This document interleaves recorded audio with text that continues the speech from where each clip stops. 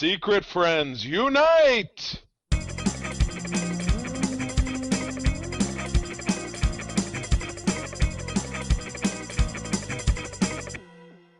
Welcome to the Secret Friends Unite podcast, episode 414.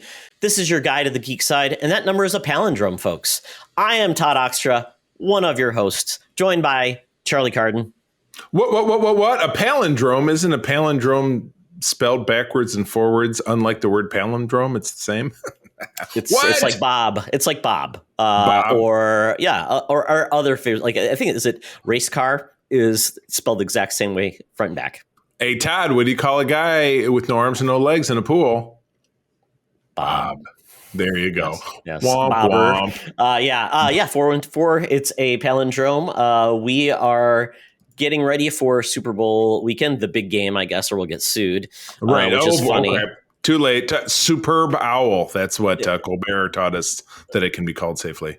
Yes, everyone enjoys that funny joke for the 18th time. 18 is a lucky number. That's what you were talking in the pre-roll before. 18, it's like 47 in Star Trek. Absolutely. Yeah. So we are very excited to be talking about all the things you'll get with the Super Bowl. If you aren't into the games, you get the trailers, you get the commercials, all the fun. We're actually going to make that our special topic this week. Kind of look back at the Super Bowl and like all the things around Super Bowl. Now, we're not going to talk about the best games, but we're going to talk about things that surround or are in the Super Bowl, which is always a lot of fun.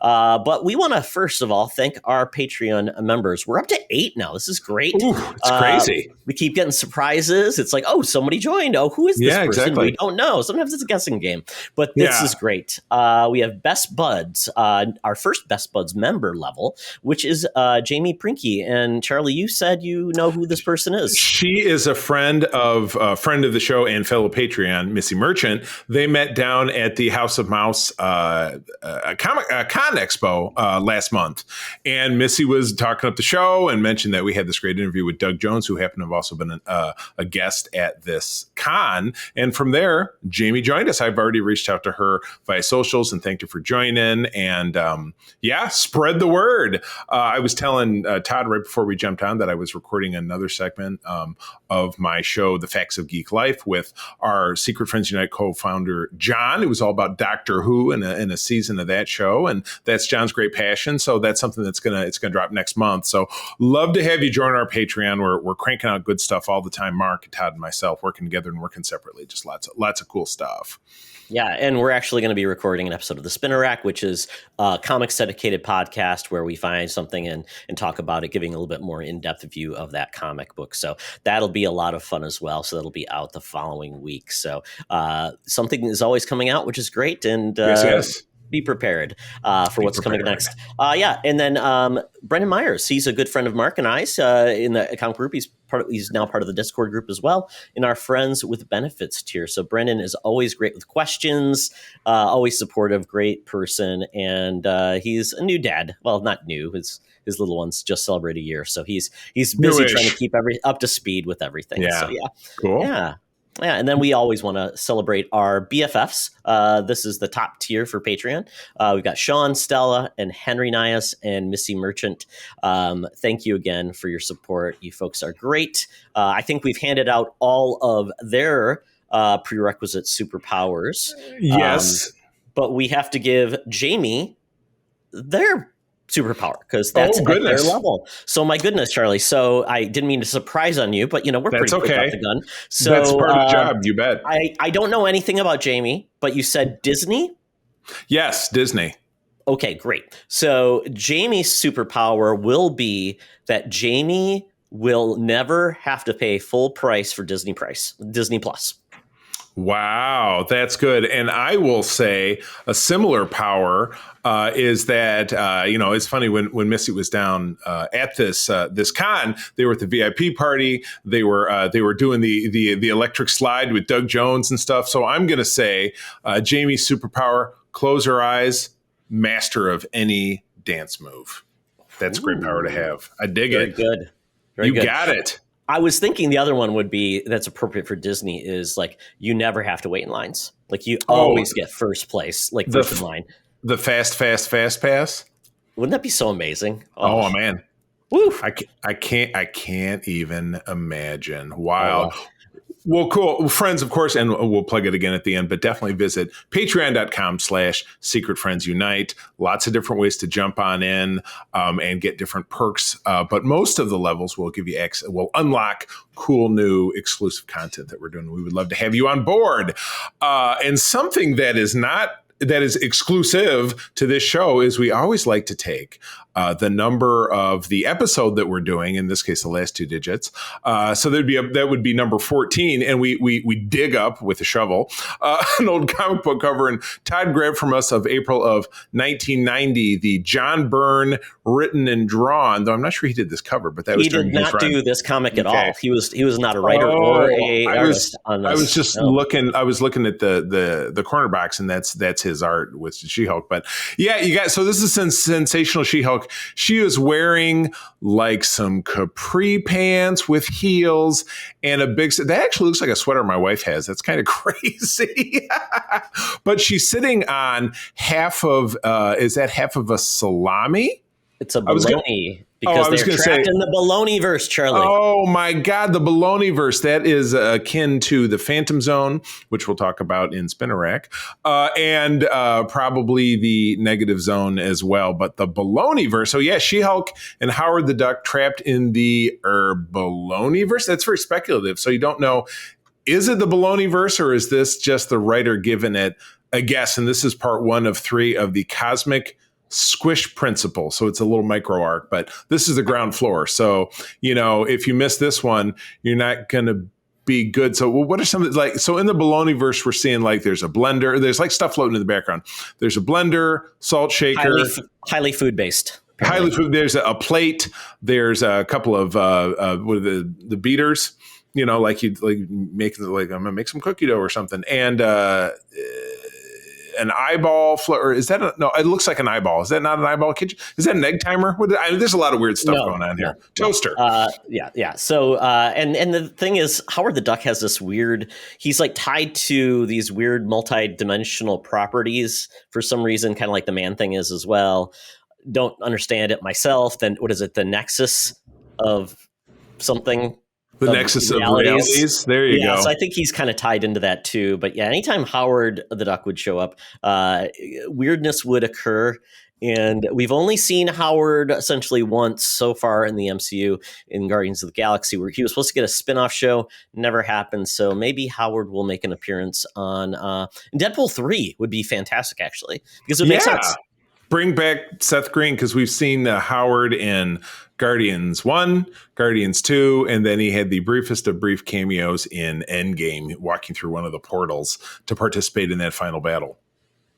Yeah, I was just re-looking at who did everything in this comic. So Mark Teixeira actually did the art, the cover, but the actual, which actually is funny because when I look at the title, the artist who was credited was actually Brian Boland, even though the signature says Mark Teixeira. So they can't figure it out either. But Brian Hitch was the penciler and Steve Gerber was the writer. Oh, my goodness. That is crazy. Oh, my goodness. Charlie, and I failed. I failed this week because I was so excited because I'm like, well, Super Bowl, Super Pro, the NFL comic book, I was going to use that, but it made it up to issue 12. It's just not meant to be. The stars did not align. But speaking of watching the stars align, we happen to know somebody who knew how the stars aligned 123 years ago. It's crazy. I am talking about our 123-year-old senior news correspondent. That would be Madam Webb down at the corner of Hollywood and Vine with all the latest hot scoops. Let's get going. Now it's time for Madam Webb's rumors and news. Take it away, boys. Thank you, Madam Webb. I do believe you attended the very first Super Bowl. I believe you were in the stands handing out snacks. I believe at the time cocaine was legal. And everybody had unfiltered Marlboro Extra Reds. Oh my God! For your health enjoyment, they gave you a little step in your pep. A little step. There you go. Well, with cocaine, who knows? It was the first Super Bowl was in 1960. 67. Well, we're at 57, Charlie. If we do the there math you go. backwards, Well, I didn't know that. I didn't know it had anything to do with math. No, I just I remember that just because it was from. There was a Simpsons bit where Homer was remembering when his mom left when he was a little kid, and she was going to walk out for good, and Abe's sitting watching. He says, "I'm watching the Super Bowl." He says, "We got to support this thing, or it might not take off." Yeah, 67. 67 was the first year. 1967. My goodness. We should have gotten a cover from 1967, but I'm pretty happy with what we got. Oh, speaking of things from the past, I'm excited by this. I think this news dropped late in the week, so it was like yesterday. But we're getting a Spider-Man Noir live action series on Amazon. Yes. And that's weird because, Todd, you've always said that, Sony doesn't have a good home for streaming, and but then again, it also raises the question, Sony's ownership of Spider-Man, does it just have to do with the movies, or is it also TV? So it's like, who's making this? You know what I mean? It's Sony. So okay. Sony essentially live action and animated film. So live action animated film, okay, film, because animated anything else I think can go anywhere. Like Spidey is Amazing Friends is on Disney Plus or whatever. Well, there you go. Right, yeah. And we're getting that Spider-Man animated series in the MCU that's coming. The freshman year, Spider-Man freshman year. Yeah. So anyway, I love this character. Spider-Man Noir has been around since 2009. So it predated the Spider-Verse, which was in 2014. The whole concept of Spider-Man stumbling upon the fact that the multiverse is filled with an untold number of spider totems, or essentially beings, not even necessarily people, that have spider powers. So anyway, this Spider-Man is also called Peter Parker. He's in 1930s Depression era New York City, where he's a gumshoe. He's a gumshoe. No, he's a reporter of some kind. I'm trying to remember. I really love this character. This was one of the first cosplays I started doing back when I was in my serious cosplaying phase about 3 or 4 years ago. Time really flies. But this is fun. But yeah, the home of this is Disney Plus. So it just kind of begs the question, is Sony locked in? No, excuse me. This is on Amazon Prime. Blah, blah, blah. So is Sony locked into doing projects with Amazon, or are they a free agent? They're like, hey, it's whoever we sold it to. You know what I mean? That's the question. So it's like, because when you see things like Paramount Plus is all stuff that's from, properties owned by Viacom, like the Star Treks and the whatever. It makes me wonder if this is part of, though this is the second program, because the second program that's going to appear on Amazon that's also Spider-Man based, because Silk, the character Silk, is also going to be a program which we talked about a little while back. So do you think that suggests that Amazon Prime is now the home to Spider-Man television series? So could this be the first in a vanguard of successful programs? It sounds like they've ordered multiple Marvel Sony shows. So gotcha. Amazon right now doesn't mean that they're going to get more or less. Maybe they said we want to have shows specifically with these character sets. Apparently, there is over 900 characters tied to Spider-Man, tangentially, which is just crazy. And I don't know how many of those characters have a lot of weight, but considering the Spider-Verse is so successful, you essentially can have 85 Spider-Man shows with a different version of Spider-Man. Exactly. Yes, you could have, one show. You could have one show just called the Spider-Verse, and it could be a rotation of, they had that. It was a series that didn't make it, but it was not supposed to be a limited series, but this was maybe 5 years ago. The Webb Warriors, and it was like a core team of it was like Gwen, and maybe it was Miles, and it was like a couple of Aranya Spider-Girl, and a couple of other ones that what they did is they bounced around, and they were kind of not really quantum leaping things, but they would go there's trouble on Earth 6573, and we've got to go fix it. And I thought it was a super cool concept, but it made 8 or 9 issues, which I was super bummed, because that was one that I was like, I love this, I'm following it, and then they take it away. Sucks. But no, I love Spider-Verse stuff. I think it's kind of one of the best things that Spider-Man has probably done in the last 25-ish plus years. Certainly eased the burn after, the clone stuff, where the clone stuff seems to be coming back just as strong in Spider-Man these days. But the clone saga back in the mid-90s, which is what kind of scared me off Spider-Man altogether. But I love this kind of stuff. And, of course, we're all looking forward to the animated Spider-Man Across the Spider-Verse, which we get in the summertime, if I'm not mistaken. It's May, June. Yeah. Oh, okay, cool. Yeah, no, I'm all over it. So this is cool. I'm excited. And I would assume if this was just announced and it's live action, that we're likely to see it in 18 months, maybe less, maybe 12 months. Yeah, So and maybe some people are kind of upset that it's just not going to be an animated series, but you know what? And it was Nick Cage did the voice, so Right. I don't think he's going to be showing up for this at like Right. what 66 years old or whatever. So Right. Yes. People like to see people. Yeah. Nobody wants to see. They want to see him as a crusty vampire or whatever. So, anyway, Todd, I'm telling you this next story, and I know I'm stealing from another podcast, but they are missing the window by not calling Fast and Furious number 10, Fasten Your Seatbelts. Boo! But the trailer dropped. Was it yesterday or maybe the day before? yes, But it was yesterday. Yeah. yeah. Holy crap. You got Aquaman back as the bad guy. He's got definitely got an axe to grind with Dominic Toretto and the gang. And he's coming back, and we've got a lot of the cast back. You know, Vin Diesel is back, Michelle Rodriguez, Brie Larson. Did I miss her in the trailer? No. I remember seeing her in the trailer. And the trailer starts out, they're all sitting around the picnic table. And is that Mom Toretto? I thought she was dead. I thought the whole thing was, you know, Dominic Toretto's brother is John Cena, who, you know, was the focus of the last movie. Now, Todd, you've still not actually watched any of these, have you? You just Charlie, I've only seen the spinoff, which is just so my God. weird. It had no Dom, had no family. It was Statham versus The Rock, and apparently The Rock wants nothing to do with him anymore. Oh, that's right. Yeah, because him and Vin Diesel are loggerheads. They don't get along. But even in this trailer, because that was crap. What was that movie called? Let's say Calvin and Hobbes. It was Hobbs and Shaw. Well, Shaw is Statham's character, and he was in this trailer, so he's coming back.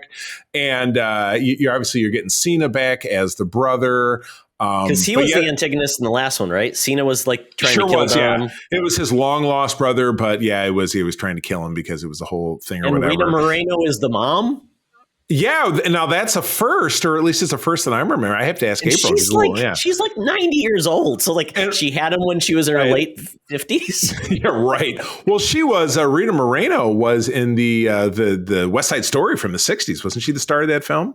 Remember correctly? 50s, wasn't it 50s? Oh, early 60s, maybe. Early 60s, yeah, absolutely. So, and she's also an 80 for Brady, so she's having a renaissance. Oh my God, that's so funny. And they're bringing back another key villain, which is what's her ass? Charlize Theron, who when she first appeared in the first couple had the white girl dreadlocks or whatever. Now she looks normal. But the end of this trailer was her and Letty, who's Michelle Rodriguez, just beating the shit out of each other. Todd, the time is now. You have to slam these movies so that we can do a spoiler cast about this. I have to watch 10 of them? Just 9. Only 9. And then go see the 10th. I mean, Todd, I will tell you this. Sit down on the couch. Get out your laptop, do absolutely anything else, and just let it play in the background. That's all you need. You don't need, this is not that engaging. This is not a very inside baseball, like deep thought, like these episodes of Doctor Who that John and I watched for the segment we recorded. I was taking notes. I was paying attention because they were very deep. There's nothing very deep about a Fast and Furious movie. You know what I mean? It's very surface level. Most of them are on my Vudu, and if not, I think most of them are on HBO Max. So Todd, I put it to you. Who are these owned by? Is it Universal? Yeah, Universal. Well, so they're on Peacock. Peacock? Will they all be on Peacock? And the Shineheart Wig Company. Experiencing our first quarterly losses since the Civil War. That's a 30 Rock joke, folks, about how NBC came from like who they owned to what they owned. Yeah, great. Yeah, right. Great eventually shifted over to Cabletown and General Electric and then Cabletown. Exactly. But anyway, yes, this looks exactly like what I expected. And I don't mean that in a bad way. So yeah, God, who else we got in this? Michael Rooker, Helen Mirren. Oh my! Is it Ludacris still in these things? Yep. He's one of the main dudes. Ludacris, Jordana Brewster, the attractive guy who nobody likes. Apparently, what's his name? The black guy. The other black guy. Yeah, Tyrese Gibson. Yeah, Tyrese. Yep. Natalie Emmanuel from Game of Thrones. Sun Kang was Han. I don't know what else he's been in. His deceased wife was Gal Gadot, played by Gal Gadot. Scott Eastwood. Yeah, that's right. Little nobodies. I mean, you got this. Cardi B. This is she was in the last movie. Yeah, this is just a cast of thousands kind of movie franchise. You know what I mean? Say about it what you will. I mean, the last movie, for God's sakes, they flew like a like a Trans Am into space or something. No joke. That was That's not a Trans Am. What was that a little? Fiero. It was a It was a Fiero. Yeah, they flew a Fiero into space. Steve Browski's dad was an engineer at the Fiero plant. So, fun fact, you mentioned that the last time we talked about this. So yes, I know. It's why it's so much fun. I bring it up. I know exactly. So anyway, May 19th, Todd, I would challenge you to at least watch like the last two, and then we can go see this one. So call it a trilogy. How will I stay engaged in all of these like the canon? It's just crazy. Now, somebody did say that this movie apparently is retconning the fact that this is now tied to like Fast Five, where that's where Momoa apparently was dead and comes back, but he was never even in the movie. Yeah, they show it because it was that movie where they did a bank vault heist, and they hooked like two cars to an actual thing, and they pulled it out of there. And then the bad guy was chasing them, and Momoa was this guy's son, and in the backseat of the car. And then at one point they turn the cars, and they're dragging this thing down the road. You all see this in the trailer. He flips it, and it crashes onto the car that the bad guy's in, and they both go into the drink. And Momoa is seen floating, but then he wakes up. But the dad died, and so this is just a big revenge ploy. And so Momoa's character comes back, and of course, Dom Toretto has a kid with Michelle Rodriguez, and so a kid is there to be kidnapped. And so I'm going to take your family from you. You're not taking my family from me. There's a lot of family members. I mean, like I'm gonna kidnap your third cousin. No, not stinky, not Ass Dan, my third cousin. All I can say is I just looked at this and someone mentioned this. The fact that this movie, the budget's like $340 million. Oh my God! Because all the cars are read. Oh my God! Yeah. And what's this subhead you had? There's a feud between. Oh, here we go. Yeah, what's going on? So I was just listening to a podcast yesterday when I listened to, I think it's Filmcast, and they do like a lot of the movie news and things like that, like from a lens of like budgeting and things like that. Well, they talked about the fact that Vin Diesel was asked, who would you want to be in the last movie? Because apparently this is like part 1 of part 2 of the last Fast movies, which I don't believe, because why would they kill a cash cow? Right. What else is Vin Diesel doing? So he said if he could have anybody, he wants to battle Robert Downey Jr. and kind of like his role is almost like the actor. Yeah, exactly. The actor? Well, not playing himself, but like kind of like playing like like fight him cinematically, like we're in a movie. Elon Musk or someone like that, like a mastermind, like an exec like that. He goes because he would be great at playing a tech-savvy supervillain, right? Which might be a change for him because he hasn't played a villain in a long time. But it's funny that when I hear about that, I'm like, how much they already spent on this movie at $340 million. Downey made apparently $75 million in Avengers Endgame. Oh my God.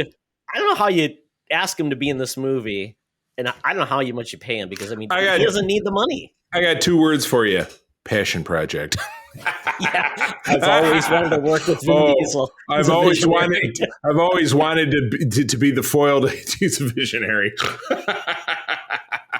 Oh my God! Yes, I respect the man's art. Family had no meaning before he mentioned it. He did quarter mile at a time. So absolutely anything is possible. All right, moving along. Now we both. I watched this trailer after you dropped because I didn't see it when you first did the notes, but. This is Will Ferrell's new vehicle that has Jamie Foxx in it. Looks like the production credits include people who made the movie Ted, which is kind of feels like a spiritual cousin. So this is called Strays. And I just got to tell you. So yeah, this is a raunchy comedy where the likes of Will Ferrell and Jamie Foxx are voicing live action pets, dogs, basically, but they're strays and they're on the street and blah, blah, blah. And it's 100%. And you get this you get this narration as the trailer starts as the dog that's voiced by Will Ferrell, like, oh, my favorite thing is my owner so-and-so. And he, opens up the door and his owner, Doug. And Doug says, he's drinking beer, says, get out of here, you piece of brr. And he throws a beer can at him. So I'm like, okay, this is going to be one of those satirical films. We go on to watch it and it's nothing, eventually eventually Doug, drives Reggie the dog, Farrell's character, as it were, off to the middle of nowhere and leaves him. And so then, Reggie falls in with other stray dogs and blah, blah, blah. And that's what you see in this trailer. And they're drinking beer and then they're eating mushrooms and tripping out. And it's just like, I 100% think this could suffer from kind of a, not the good parts of what made Deadpool successful, because you hear that story of like this clueless mom, like, I took my 6-year-old to see Deadpool and I couldn't believe it was R-rated. Okay, well, the guy has swords and guns, and so I get that. But to somebody look at this, like, what's the marketing campaign gonna look like in the movie theaters? Like, this comes out in a few months or whatever, and there's a poster when I go to see the movies. It's like, how's a mom or dad who is otherwise kind of dumb not going to look into this at all and take their kid to see this R-rated movie filled with F-bombs and drug jokes and talking about dogs biting off their owners, dicks and stuff? I just think this movie has an identity crisis that it's not going to be overcome. Doesn't mean that I wouldn't enjoy going to see it, because Todd, it's by definition the Todd Oxtra branded, and again, we got to get this merchandise going, the Todd Oxtra branded dumb fun. Without a doubt, right? Dumb fun. Put it on a t-shirt. Yeah, I think the best way you can say this is, yes, we're going to have somebody that's dumb, takes their kid to this without doing any research. Right. Totally could happen. But this reminds me of like Ted. This reminds me of that horrible Sausage Party movie, which was that CG animated, way too adult, dumbest movie in the planet. That I did not see. Horrible. This is essentially like The Secret Lives of Pets live action, but like R-rated. So it's perfect. I think this could be a big surprise hit, make everybody laugh, because it's goofy. It's not over the top. It's the jokes are just like dumb jokes that made me laugh. I mean, I think this could work pretty well. It is R-rated. I'm not sure when the last time an R-rated comedy really lit the box off. I mean, probably what? Right. Girls Todd, this is going to land within our summer movie wager. It comes out June 9. Yeah, this could be a doom or gloom. You're gonna have to essentially put your money where your mouth is if you think this could be a thing. I'm saying already the identity crisis portion of it is going to sink this. I'm going to say I think they're going to get a lot of unintended ticket purchases by kids. Right, and it's going to be a stink, because people are going to be, this trailer just dropped, and again, it wasn't on my radar, but obviously it was on the radar of sci-fi.com, which Todd knows he's not supposed to use that as a source. I'm just kidding. But I get the feeling like if this goes a little wider, first of all, they're going to have to come up with some kind of green band trailer for this, which I don't know if that's going to not underscore the adultness of it. So I just feel like this is going to be a big crash and burn. But I think it looks. Just do bleeps. Dumb and fun. They can just bleep it. I don't know. I got to bet. Like Han Solo was fond of saying, "I have a bad feeling about this." Just don't know. Well, I'll take this over another Dr. Dolittle. I can't disagree with you there. So, oh my God, this next one, I feel like I saw this movie again not that long ago, but it was Warren Beatty starred in Dick Tracy in the summer of 1990, which was weird. You may have a McDonald's like glass from that era in your cupboard. And that could be. That movie always really had a weird, like, kind of Tim Burton Batman vibe. Was he involved in that movie? I don't know, but you're absolutely right, because it did have the weird colors, punchy villains that looked a little weird. And they had the big, like, spawning cityscape of, like, New York City, but it looked like it, like, it went into the distance, and it was all, with the lighting and all this different stuff. I liked it. Warren Beatty and Madonna, who they were actually dating at the time, and there's a huge age gap between them, which of course doesn't mean much now.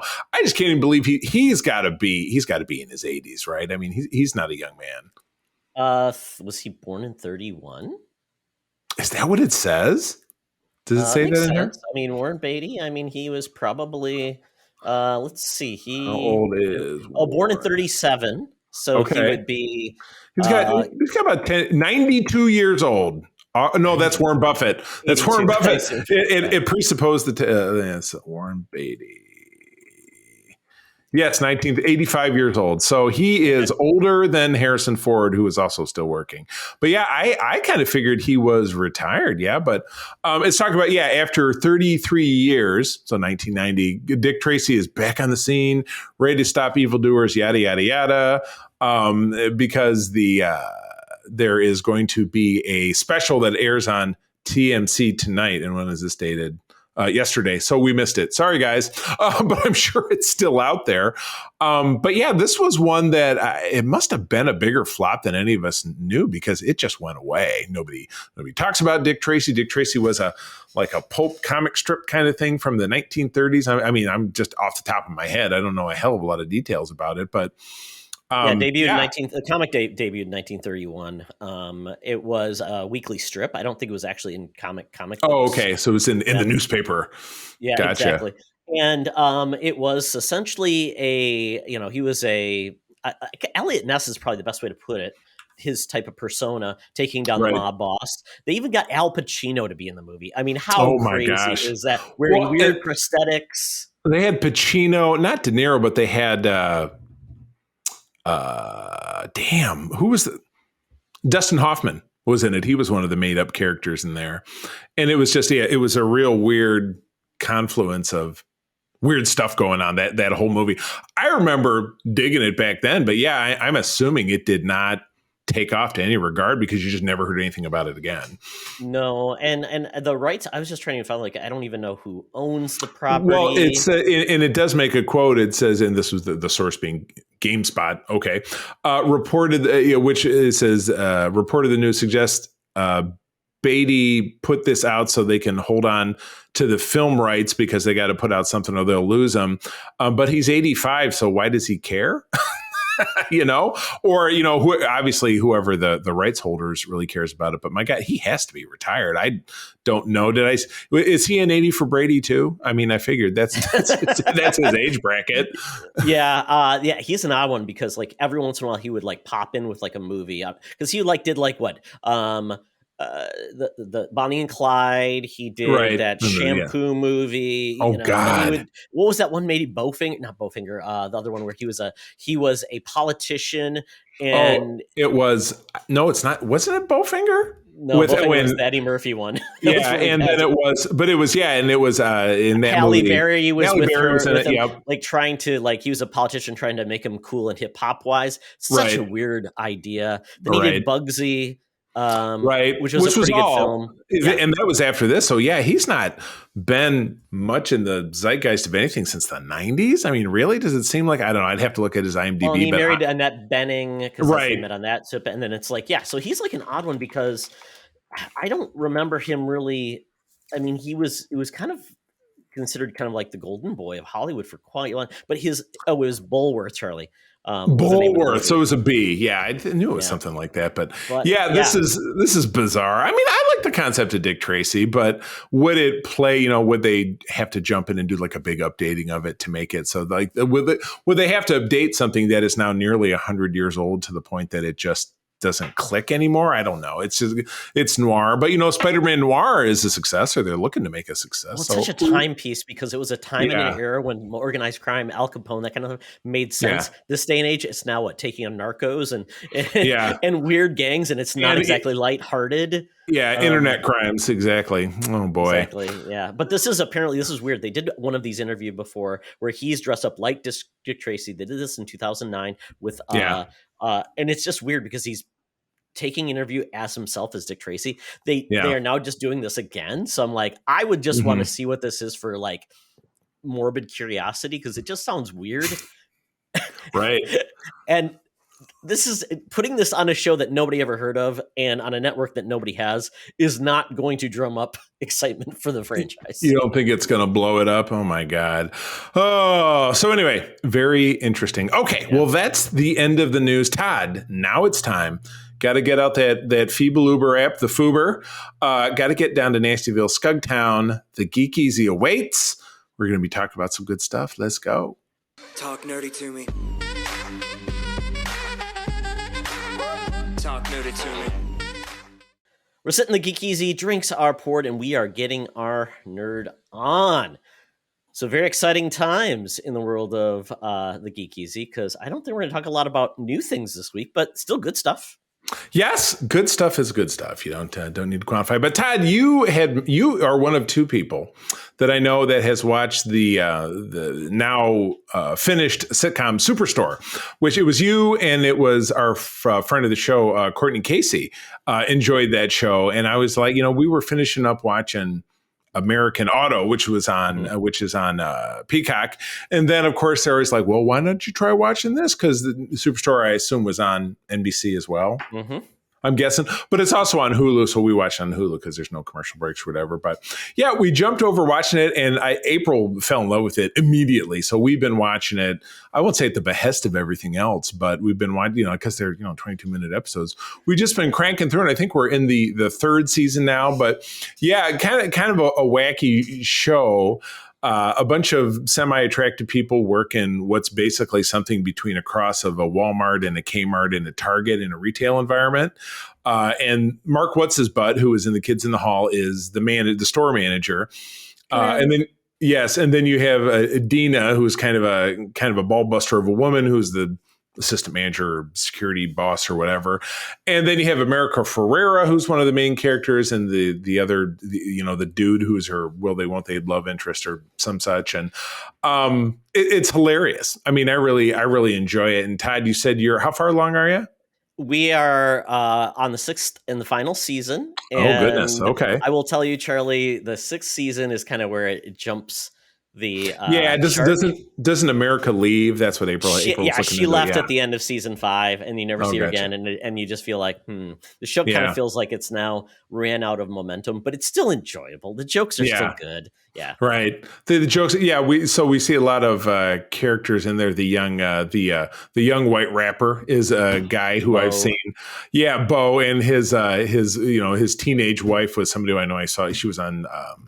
She was on an episode of Ghost. She's been on a bunch of other one-off roles. She was one of the various girlfriends in Shameless. There we go, Shameless. Yeah, one was one of Lip's girlfriends in that. So yeah, but I mean, it's a show that's filled with a lot of recognizable faces, and they're just like it's office humor, humor from The Office, but a little bit more cringy, but it's just your regular sitcom. Yeah, we just finished season 2 where they had the tornado that almost tore the store down, and they had the one they thought the older Asian man who was moving carts in the parking lot, they thought he was dead, and then he just shows up again. I found a foot in the wall. I found a foot. Did you run into the body in the wall yet? I don't know. Well, they mentioned a foot in the wall, so I guess they thought that. I won't spoil anything for you. A body in the wall. That's right, because they have to rebuild the store. So anyway, it's fun, and it's on Peacock, but it's on Hulu, and I think maybe Netflix. I don't know, but anyway, if you have Disney Plus, you have Hulu, because don't forget to bundle. But yeah, that's fun and enjoyable. And again, it's a network show, so there's 22 episodes, but they're 22 minutes each, so you just crank on through. So fun and excited. But yeah, season 6, you're dragging through, and it's just kind of a bummer, is what you're saying. It's kind of like it just kind of loses its way a little bit. A little the characters, their shtick gets a little bit tired by that point. A little too shticky. So, but anyway, the big thing we're obviously going to talk about this week is that we have. This is like with Holocron, because we often have 2 episodes to talk about. But The Last of Us, because of the Superb Owl, which will have aired the Sunday after you're potentially listening to this episode for the first time.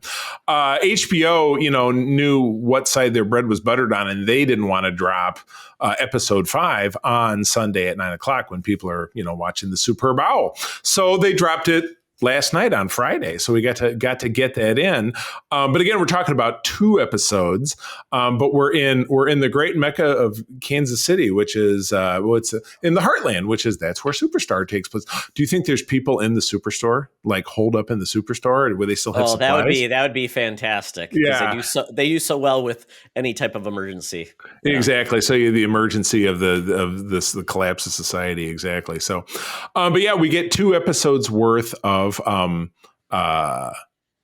Joel and Ellie having left the East Coast, and they're on their way to Wyoming. I didn't look at a map, but is Kansas City on the way to Wyoming? Because I feel like I suppose it could be. Yeah, I suppose depending on which road you're kind of going down south. I mean, maybe the way I'd have to look at Google Maps right now. It seems like it would be more of a following the Ohio Turnpike and then through Minnesota, right? So, but to the way, I don't know. I'd have to look at a map.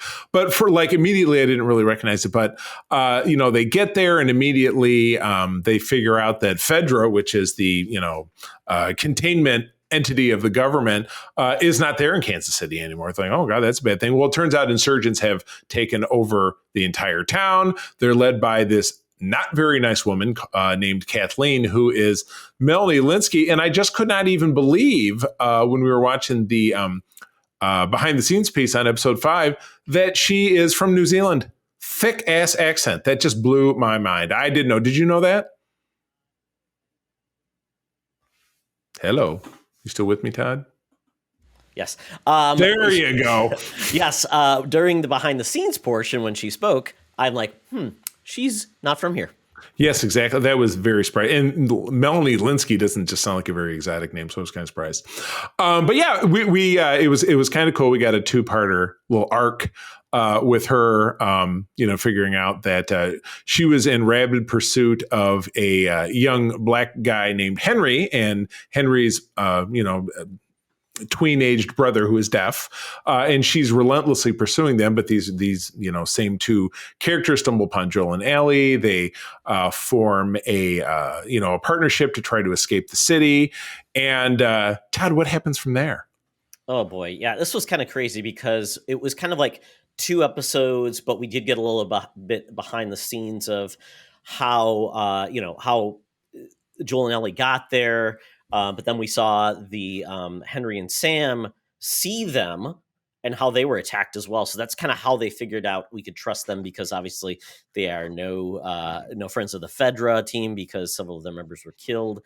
And then we find out Henry, the reason why we find out, spoilers, guys, just if you haven't had a chance to listen, because it's always Friday, it's a crazy weekend. We get it. Right. It's so catch up. But I mean, we find out that Henry eventually basically sold out the people that were trying to overthrow the feds, which would be Kathleen's brother, who was kind of like the leader of this.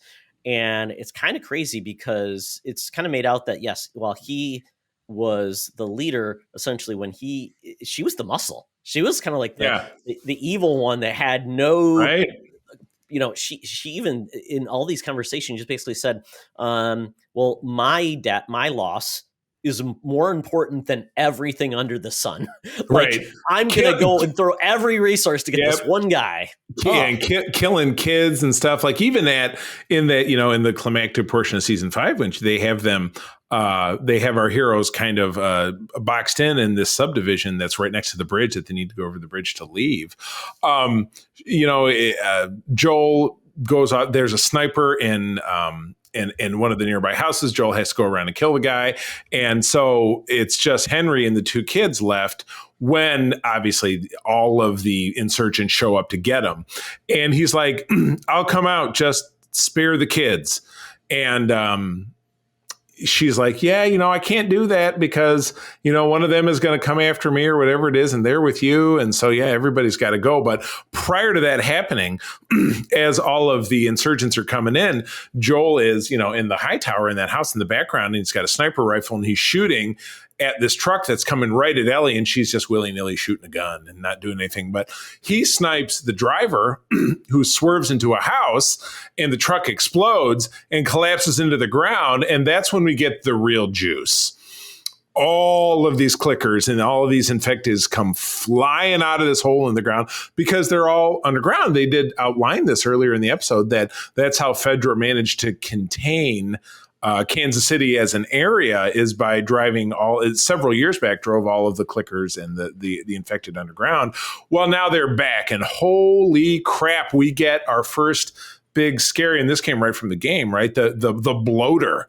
Yes, the bloaters are scary. Those are scary bosses. They take you down, and it was neat when they showed the behind the scenes because they said they needed to do some real people, but also some CGI because they couldn't have that many people the way it was so chaotic. I mean, it's not possible to have that many. There'd be colleagues. So basically they took several people, did like footage of them to make it look like real humans, but and then CGI all of the chaos and carnage because they kept coming out of the ground. I mean, they didn't stop. I'm like, how many people are there? Well, yeah, I mean, in some of them, you even saw like one of the infected that was trying to get Ellie was a young girl. The one that, and then Melanie Linsky's character Kathleen finally gets her comeuppance, but the infected that grabs her was a young child. So it's like they drove all the infected underground, but there's still some of them who were young. So it's like anytime somebody got infected, they just, kicked them down a hole, like, oh, good luck, boop. Instead of killing them, they just drove them all underground. How do they survive? I mean, how do they? I mean, I'm still a little clueless on this. Like, how do they survive? Because obviously they're still. Well, they're dead. They're dead, exactly, right? I mean, that's the thing. So they don't eat, or yeah. I just like what keeps them. Like the nervous system, what keeps that going that they can actually move? I mean, maybe, and it's weird, but maybe it's plant based, so they get chlorophyll from the sun. But then again, if they were underground, but plants can grow underground too because it's a fungus or something. The fungus can, in the right environment. Yeah. So it is interesting. But you think when they put them down there, you think that they would have like, oh, by the way, here's some napalm or something. Yeah, exactly. Yeah, you're right. Let's blow these out. So yeah, too bad they didn't. But yeah, it was cool, and that the presence of them all coming out underground was set up in episode 4 when Kathleen and her main henchmen opened a door, and there was this big crack in the floor that went blah, blah, blah, and they were like, yeah, we're just gonna be, she closes there like, we're just gonna deal with that later. Do. And speaking of her henchmen, who by the way had the most beautiful hair of anyone I've seen in this series so far, holy shit, the bloater grabbed him and ripped his head off. So I said on our Discord, I said, he's like the thing from the Fantastic Four, but without the sunny disposition. Ouch. But I'm continuing to love on this show. We got a trailer for episode 6, which gave away that our characters do get to Wyoming. You get to see Joel's brother Tommy again. And then, it's a whole, you know what it is, Todd? This is where The Last of Us meets Yellowstone. Oh, good.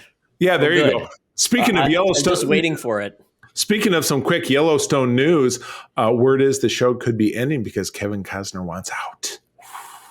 Yeah, apparently his career has just gone in like a renaissance. He wants to make these big westerns and things. Yeah, like exactly. That. Yeah, it's big. But another and a second, another one of the shows was announced. 1944 was announced. I just saw a headline today. So the Yellowstone, the Dutton family during World War II, very interesting.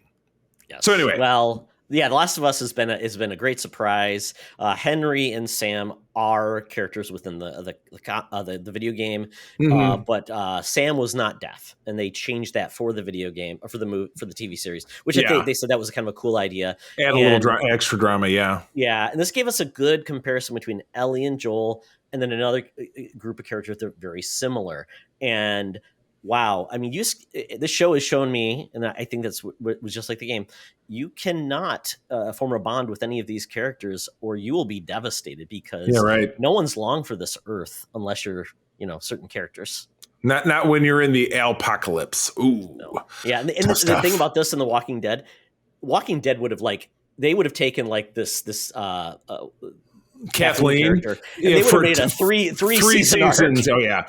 I was very happy that they followed to what felt like a natural conclusion, that it didn't have to be like, and now she's, and we kept her around and converted her, and now she's a good guy like they did with Negan. So it's just, but I mean, this show obviously gloms onto the fact that it's a limited series. They're gonna keep things moving.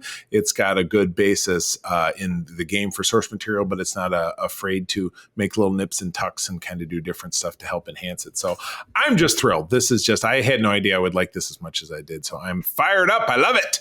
Yeah, I got the game back from Gamefly. I'm going to keep playing more of it just to see how it compares, and I mean, just give Todd, myself some of that reference. You could actually buy it, and feed the beast. But I mean, whatever. You know what? I'm not here to tell you how to live. Well, your life. I already own it on an older system. This is just the new fancier version. So I'm like, I'm going to play it. I understand. So understand. Yes. We have not. We're almost, because we talked about April and I talked about it. We're almost afraid to play it to spoil ourselves for the show. So we might give it a stab after it's all said and done. Yeah, that's fair, because then you'll be able to compare and contrast to what you think. Yeah.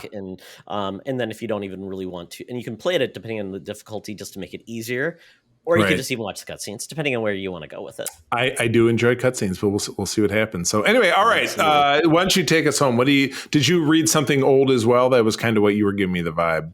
No, actually, it's something new. Actually, I shouldn't lie. It's something new. I picked up because I saw an author on Twitter was talking about his new book, and his name is Randall Ludowitz. And I'm like, this looks like a cool book, and it's the DC Book of Lists, and it's one of those hard. You can kind of see it. Oh, let's see. Yeah. My screen is knocking out. There we go. I know. There you go. I can see it. But I'll have a picture of it when we do the podcast and the video. But it's really cool. It's just the DC Book of Lists. It's a multiverse of legacies, history, and hierarchies. And it's beautiful because the cover is just lots of little heroes. And this reminds me of like where you get lots of these like weird facts and things, which would be fun. But it's got over 80 lists, Charlie. And they go from anywhere from like kind of who really runs the world. So this would be like the power movers, like in Marvel would be like the Kingpin or this person. Oh, right. So it lists those, and then like Suicide Squad members killed in action. It gives a little bit of a blurb on them. Wedding parties, people have been married that are married in the DCU. Let's see, there's another one, heroic evolution. So kind of like, Dick Grayson became all these different versions of heroes through time. Gotcha. Then we've got Battle of the Strangest Supervillains, The Legacy of Starman. Let's see, when Superman and the Flash race, different versions of that race, who won. Music Masters. So I like it though because it's like types of kryptonite. So this is just rather than just we used to have the Who's Who or the Marvel Universe handbook. This is putting in some context of like grouping things together, and the artwork's great. Just in the work, I imagine to do something like this, it's not easy, right? Because you've got a lot of different people, lots of different source material. Right. Yeah, it's great. And just looking at this, another one was like Supergirl goes bad in the different times she's gone bad. And the pictures are great because it's like old stuff and new stuff. And I think this is just very fun. The author, though, he tweeted out that he just finished this book for DC, and James Gunn retweeted and said, "Yep, got it. Been reading it. It's great." So it's cool. I mean that he's being noticed. And I also tweeted at him, and he may eventually be on an episode of Secret French Unite. What? Oh my goodness! Now we don't want to give Twitter too much praise, but it's $24 US. I think I got it at a discount at Amazon for $18. But it's hardcover. It's good quality. Very cool. Very, very nice. Good list of references. Well, cool. Well, that takes us out of the Geek Easy, and the time has come to stiff them on the tab yet again because I wasn't happy with the service. Forget about this place. Time to get out that Air Qantas app. We're going to the land down under. Tina and our beloved mutants await, as does the superb Owl Trailer Fest. Let's go. Welcome to another edition of Thunderdome! Thank you, Tina. The mutants have been gathered for a topic or a game to be entertained. And this week, the topic is all about the big game. And if you are not a fan of watching the football, you can at least be a fan of watching trailers, commercials, and then sometimes the dubious halftime shows. And we're going to walk you through this. We're going to talk about the things that are coming out this year we're expecting to see. Maybe we'll get some surprises. We won't know about that until actually the game happens tomorrow. As you're listening to this on Tuesday, you'll know. Then we're going to talk about essentially some of the best commercials that have occurred during the Super Bowl. And then also we're going to talk about some of the halftime shows and how they've ranked through time, because some I've completely forgot they actually happened. Boy. We'll get kicked off, Charlie. This Super Bowl coming up, the biggest film trailers and ads to expect. I've seen a couple of commercials already because they have been putting out the commercials early and earlier. It's like Black Friday now. It's like 2 weeks before it happens. Here it is. And it's like, I just don't get it anymore. What's the point? Right. Yeah. Right. Yes. Well, it was like, the big Picard season 3 trailer dropping during one of the UFC, championship game, whatever it is. Did I say UFC? Is it UFC? Yep. AFC? Fighting Championship. Yes, that's what I thought. It was. I mean, it was amazing seeing that. Joe Rogan hanging out with all those guys punching each other in the face. Big roundhouse kick. But yeah, we're one of these listed is Fast X, which we just talked about, so it's out there. But we're supposed to get The Flash, the much ballyhooed, long delayed, somewhat controversial movie with Ezra Miller's version of the character. So, and then 65, we've already seen it. It's got all the UK release dates. So I guess how do we have to go see all these movies in the United Kingdom? So exactly when they occur. So that's coming out March 10th. That's basically it's Jurassic Park versus Spacemen in the past. Right. Scream 6. Again, we've already talked about it on the show, but it's exactly what you expected. But Dungeons and Dragons. This must be maybe a new trailer, final trailer. Yeah, there's a new trailer. They've had so many of them already, so I'm not sure exactly what's new. Although Charlie, I'll tell you what's new with Dungeons and Dragons. You can buy a Hugh Grant Dungeons and Dragons action figure right now at Target because I saw it. And I'm like, just what I wanted. They've got a whole line out right now of like the classic like 80s looking kind of versions of characters, right? Yep. They have the cartoon. They have the cartoon. The cartoon. There you go. Yeah, and then they've got the characters from the movies, which I think the characters from the cartoon the movie from the year 2000, or 1999. No, they've got these characters. So these characters. Now I understand. Okay. No, I mean now I have to buy a Wayans action figure from Dungeons and Dragons if they have one because you got to complete the set. It's got to be done. There's a movie called Air, which puts Affleck and Matt Damon back together for a comedy drama. And maybe this is a TV show. A comedy drama about Nike's Air Jordan brand. Well, just that picture of Affleck alone, he looks thrilled. It's perfect. Yeah. Oh, my God. And Cocaine Bear comes out Feb 24. We've talked a lot about that. Very excited. Going to miss that one because I'll be on the cruise, but I'll be lining up to see it when we get back. Potential of another trailer for Ant-Man the Wasp Quantumania, which I'm seeing on Thursday. We'll be doing a spoiler cast next week with a special guest joining us. Guardians 3, which is a May film. Teaser, maybe something new. The Marvels. I got to get around to this one. July 28th. This is putting together Brie Larson and Imam Vellani from the television series. And then the Monica Rambeau version of the character. Too, which I'm not sure who that. I don't think that's her. Playing. It's a guy. No, it's a guy. So, it's a guy. Well, then it's not that I'm one. not sure who he is playing, but maybe someone from the Kree Army. We had right. So Marvel is not really he was Jude Law's character. Yeah. Trying to think of anybody iconic in that cosmic Marvel universe. I don't think so. But moving on, The Little Mermaid. Again, very controversial. Coming out on May 26th, starring Halle Bailey as Ariel live action. These are never on my radar. Why make a live action version of a cartoon? I don't know. I'm not the audience. To see the bad CGI animated animals. That's why. Oh my gosh. Yeah. Todd, this is for you. Transformers Rise of the Beasts on June 9. Maybe a new trailer, maybe just a recycled trailer. So, and I hope it's decent. I'm hopeful. Maybe. Gotcha. New Pixar film on June 16th is going to be Elemental. It looks like there's like a matchstick and a guy made out of water. Sounds great. Indiana Jones and the Dial of Destiny. Boop, beep, beep, bop, boop, boop. Coming out on June 30. Maybe we'll get something new because we've already seen a trailer. Creed 3 comes out next month. So again, Todd, I know that's going to be first, Charlie. So I got to do the Creed movies. Then the Fast and Furious movies. I know, you better get on it. So some weird, it says advert, so you can tell that this is obviously a British article, but a Breaking Bad themed one for popcorners, chips and popcorn, a Clueless rehash with Alicia Silverstone and Alyssa Donovan for Rakuten. Don't know that one. Yeah, Rakuten? It's they sell stuff like I think Amazon does. I was gonna say that Breaking Bad commercial. It's pretty damn funny. It's got the two main stars with one of the old villains, and they're pitching it. It's really well done. I did not watch the Clueless one yet. I did see the next one though, the John Travolta singing "Summer Nights" with our two friends from Scrubs. Oh my gosh, it's not a bad commercial. It's cute. Yeah, let's skim through this kind of quickly and try to pick out Pepsi ad with Ben Stiller as his Zoolander character. Perfect.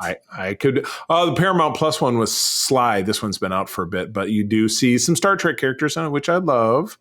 Yep. What else we got? I saw the John Hamm, Brie Larson, and Pete Davidson selling mayonnaise.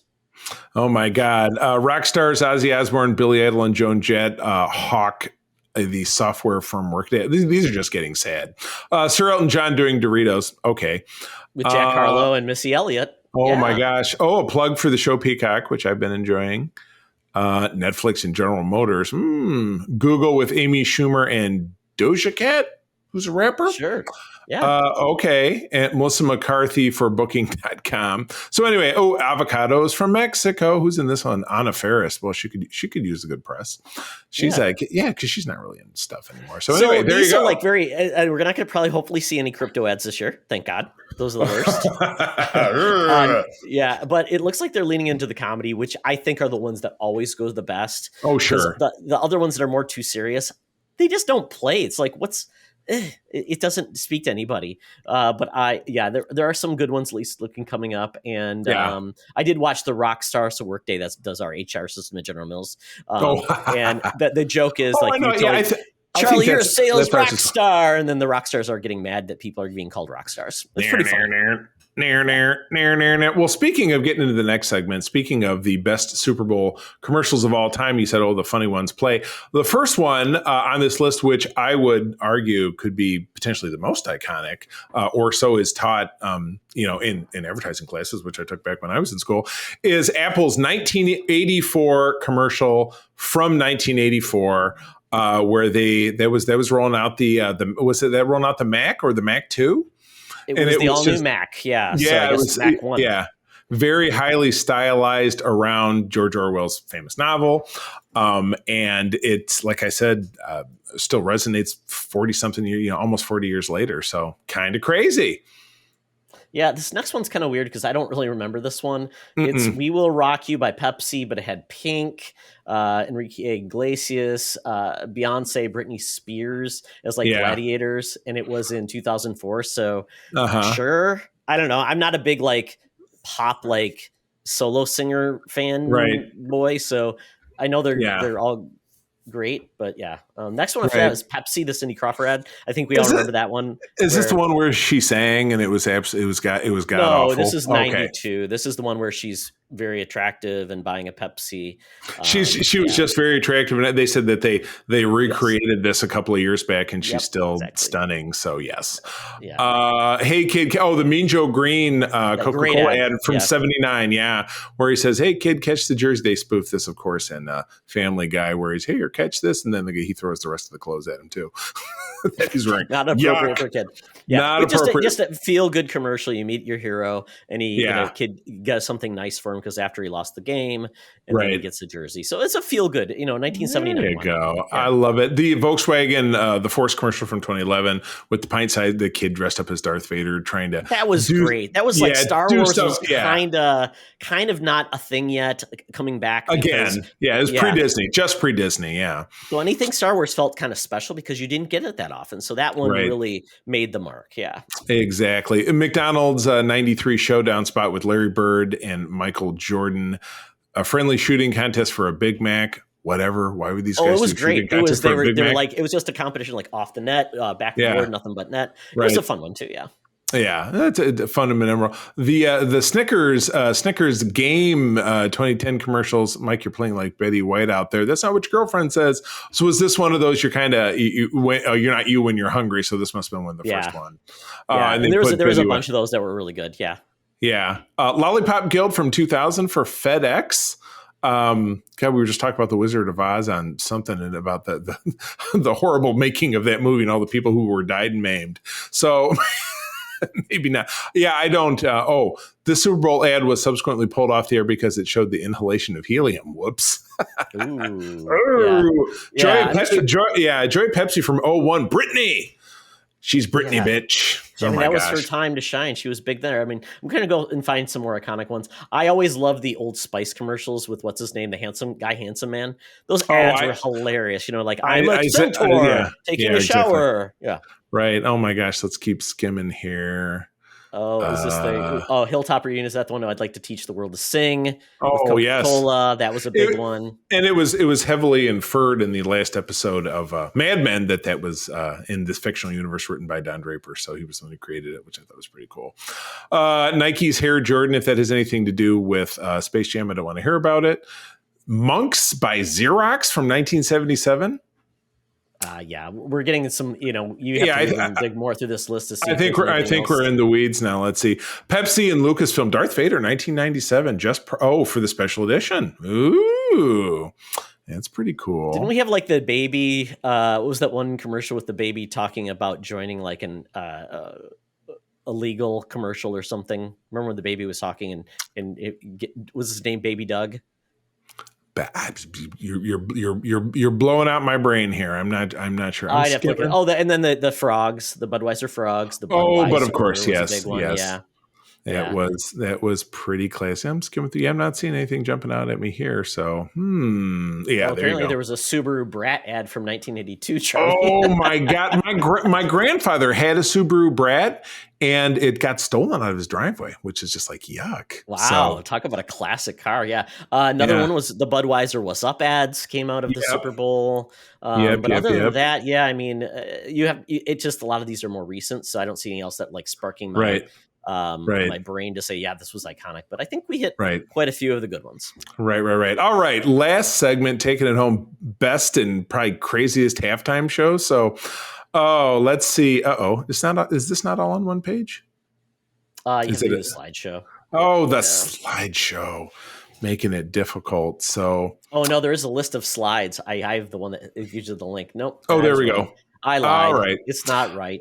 Okay. Well, we don't really need the list of slides is good. So, okay, we'll pick a couple of memorable ones out of here. So, oh my God, I'll do the first one, Charlie. This one's crazy. It's from 1995. This had Indiana Jones, the Temple of the Doom, Forbidden Eye, a cheesy choreography, tacky costumes. Patti LaBelle was in this, and the dancers were pantomiming Indiana Jones and Marion Ravenwood. Oh my goodness! What? Oh my goodness! Patti LaBelle and Tony Bennett singing "The Lions Kings." Can you feel the love tonight? What? Oh my God! So Lucasfilm lost. I'm going to toss out just a couple of ones that I remember.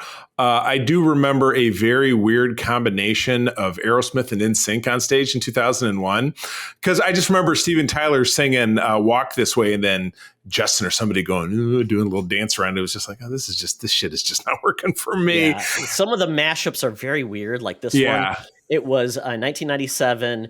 Dan Aykroyd and the Blues Brothers got back together for a 1997 halftime show with John Goodman, and ZZ Top showed up as well.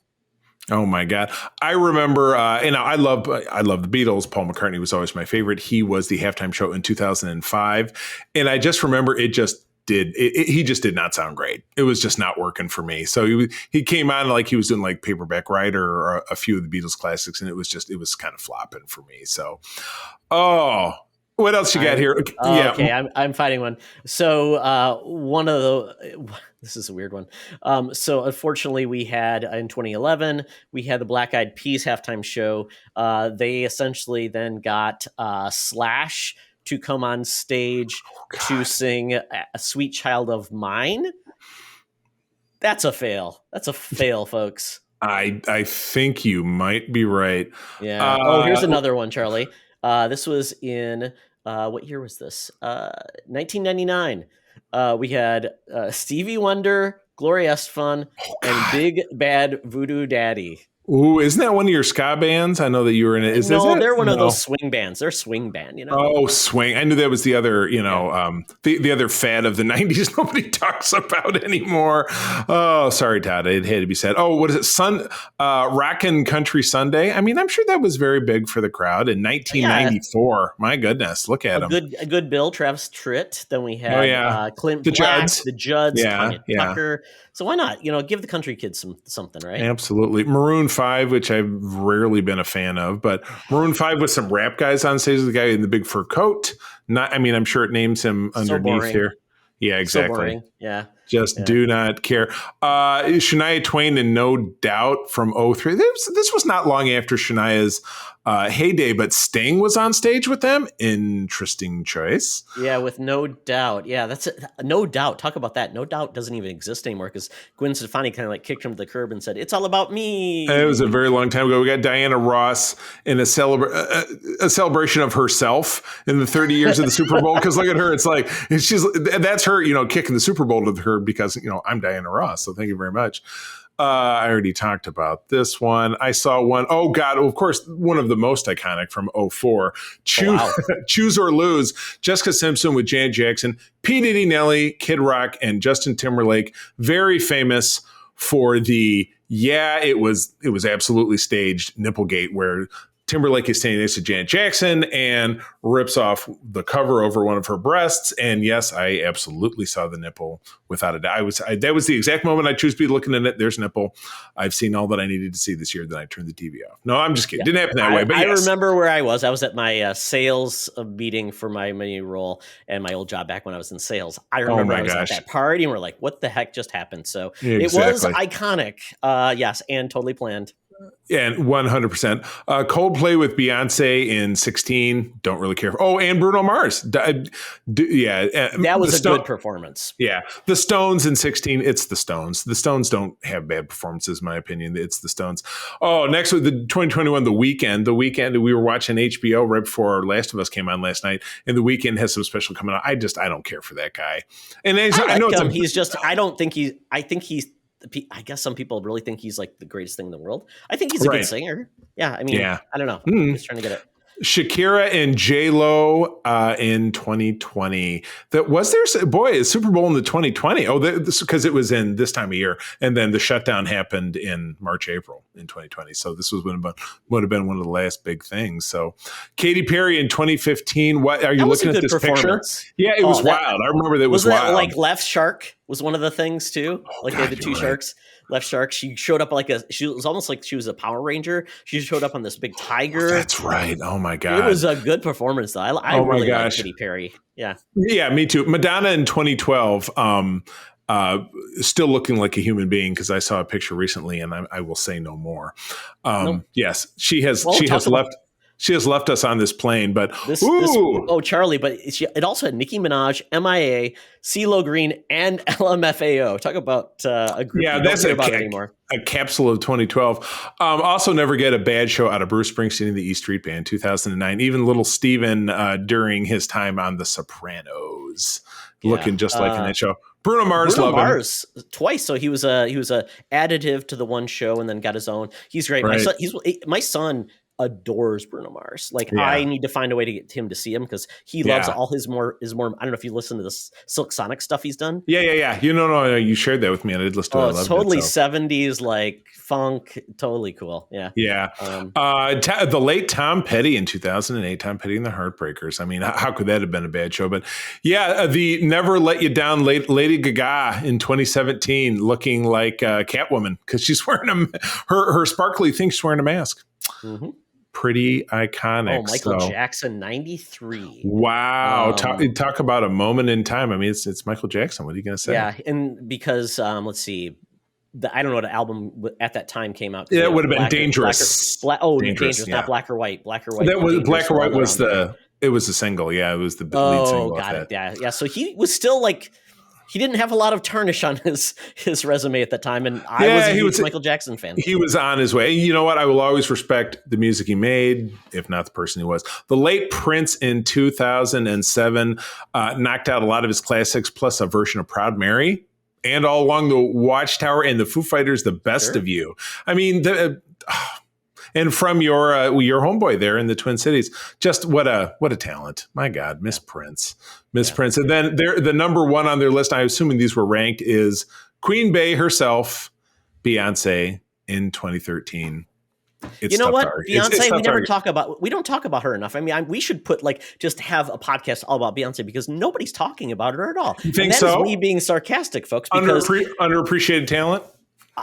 Yeah, exactly. So yeah, I just think Beyonce is one of those people, like Madonna was at the time, Taylor Swift. I just feel like, wow, their PR groups do such a great job that's all the world surrounds. They were high on the thing that, like Taylor Swift, very high right now, and of course a lot of buzz because of the whole Ticketmaster thing falling apart and whatever it is. But what goes up must come down. But yeah, the halftime shows are great. That is a great snapshot of time. looking at different things that were popular and things that endure and things that don't, like that Indiana Jones thing. Like what the hell were they thinking about that? There was a time when the Super Bowl halftime was like not star-studded. One of the worst ones was in Minneapolis way back in the day. They had Up With People. I mean, up with mini skirts. Oh my god! Exactly. But last year's I thought was really good with the hip hop crew. I mean, Dr. Dre, Eminem. Mary J. Blige. It was really solid, really well done. I mean, they played the hits and they know what to do. Really well done. And this year with Rihanna, I don't know how that's going to go with a solo artist. I assume there will be guest stars that show up because it's hard for one person to just command 15 minutes of music. I was going to say, and the Paul McCartney was a great example because even though that was almost 20 years ago, I still remember that even as much as I like him, I didn't like that performance. But he didn't bring out, the other surviving Beatles at this time because there was Run DMC to back him up. Yeah, exactly. Rant. Paperback writer. And Mr. Elton John. Yes. George Michael. Yeah, exactly. Yes, exactly. Oh, well. So, this year should be fun. It's going to be a good time. The Super Bowl is more about getting together, having a good time. Yep. A set of time. Rarely does the game actually live up to expectations. But, Charlie, I'm going to put you on the spot. Who's going to win? Who's playing again? Chiefs and the Eagles. Well, as I told you, my ex-wife is from Kansas, so I don't like Kansas. My brother lived in Philadelphia for a while. It's a very unique city. I'm going to go with the Eagles. All right. My heart's with Kansas City, but I think the Eagles are the better team. So I should probably go with reality and go with the Eagles, who's who I think I want to win. But I want the Chiefs to win. So if anybody knows if Todd roots for your team, be prepared to be very angry, Todd. Oh, my goodness. And don't forget, choose your favorite Eagle. That would be Glenn Fry or Don Henley and those other guys. And I can see the song, Fry Up an Eagle, 2 or 3. See, you got a parody out of it. Ouch. I would say that bald eagles is an endangered animal. It's bad. It's a bad idea. Oh, my goodness. Well, friends, with that, our show comes to a close. Thank you again, obviously, to all of our awesome Patreons. We are very grateful for you and so excited for a lot of the great new stuff that we're going to bring you. Visit us over on patreon.com/Secret Friends Unite to look at your options for joining our Patreon network. Todd, where do people find you out there? Oh, you can follow me at TOxtra for all things nerd and geek related. But yeah, folks, check out our website, secretfriendsunite.com, for everything we do, our YouTube page, and actually sign up for our network podcast feed because you know what? You get all of the podcasts versus just one, and you might find out you want to know about Star Trek or Star Wars or video games. It's one-stop shopping, and it doesn't cost anything to sign up to our network fee, so definitely give that a ride. So you can find me over on Twitter at the C3. Just go ahead and spell it out. My lovely wife, April, and I do run the USS Grand Petoskey. That is the West Michigan-based chapter of the International Star Trek Fan Club. I also actually run the region, which includes Michigan and Eastern Canada. If you're hearing my voice, live in one of those areas and love Star Trek, please drop me a line. We'd love to hear from you. And with that, I'll tell you one last time that sharing is caring, and to keep on trucking. Be the hero, not the villain. In a truck. I'd like to buy the world a Coke in perfect harmony. This podcast is part of the Secret Friends Unite podcasting network. Visit secretfriendsunite.com for more great shows, articles, news, reviews, and more. Secret Friends Unite podcasts are available on Apple, Google, Spotify, and other podcast services around the world. If you'd like to be part of the conversation, you can join us on Facebook or our new Discord server, or follow at Secret Friends U on Twitter. Please subscribe to Secret Friends Unite on YouTube and visit our merch store at tpublic.com. Just search Secret Friends Unite. Thanks for listening.